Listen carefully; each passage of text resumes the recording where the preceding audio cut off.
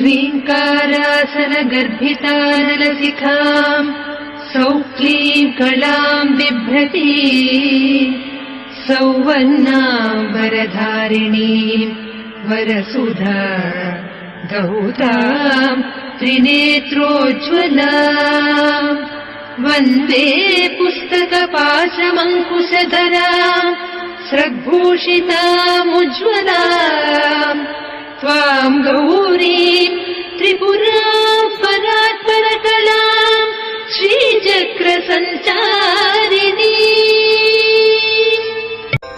ॐ ऐं ह्रीं श्रीं ऐं क्लीं सौः।